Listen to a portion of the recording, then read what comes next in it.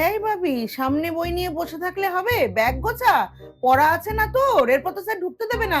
কটা বাজে? মা বালযুগ আমি যাবো না। কি বাজুক আমি যাব না? টাইম কেটে যাচ্ছে, তুই পড়তে যাচ্ছিস না? পড়া কামাই করবি কেন? ঘরে কি কাজ আছে তোর? রান্না করবি, বাসন মাজবি, কি করবি ঘরে থেকে? সবচেয়ে বড় কথা, সিলেবাসও তো এগিয়ে যাবে। স্যার আর পরের ক্লাসে তোকে বুঝিয়ে বলবে। মা স্যার আর বুঝিয়ে বলার দরকার নেই, স্যার তো কখনো বুঝিয়ে বলে না মা, তাই তো আজকে আমি যাচ্ছি না। কি? স্যার বুঝিয়ে বলে না? কেন বুঝিয়ে বলবে না কেন? মা ধরো আমি কিছু পারলাম না, তারপর আমি স্যারকে জিজ্ঞেস করলাম, তো স্যার আমাকে বুঝিয়ে তো দেয়ই না, তার উপরে ডিমোটিভেট করে আর আমায় খালি বকতে থাকে যে কেন পারছি না। উল্টা ক্লাসে সবার সামনে আমাকে নিয়ে মজা করে, আর শুধু আমাকে নিয়েই না, যারা পারে না সবাইকে নিয়ে মজা করে। আর স্যারের তো কোনো অধিকার নেই স্টুডেন্টদের ডিমোটিভেট করা, এর থেকে তো না দেওয়া ভালো। আর আমি কোচিং এ ডিমোটিভেট হয়ে যাই, এসে তো আমি আরো পড়তে পারি না, মনে হয় যে আমি জীবনে কিচ্ছু করতে পারবো না। এরকম কখনো হতে পারে না। শিক্ষকরা ভালোর জন্য বকে। তুই নিশ্চয়ই মন দিয়ে পড়া শুনিস না।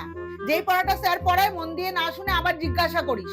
ওই জন্যই স্যার তোর উপরে রেগে যায়। খালি টিচারদের দোষ? আমি বুঝি জানি না? আমি বুঝি পড়াশোনা করিনি?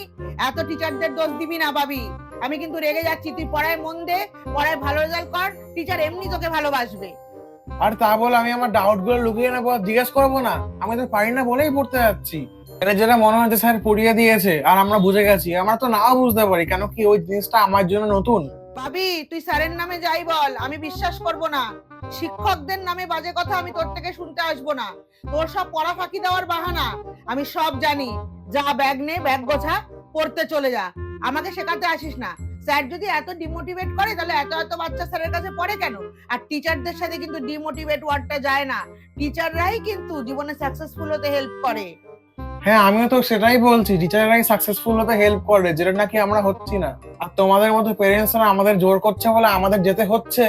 মা উনি টিচার হয়ে গেছে বলে যা তা বলতে পারেন না স্টুডেন্টদের। আমার তো ডাউট আছে, ডাউটটা সলভ করাই উচিত। ব্যাগ ওঠা, পড়তে যা। এটা মনে রেখো মা, যেখানে টিচাররা স্টুডেন্টদের এনকারেজ করে না সেখানে পড়াও হয় না।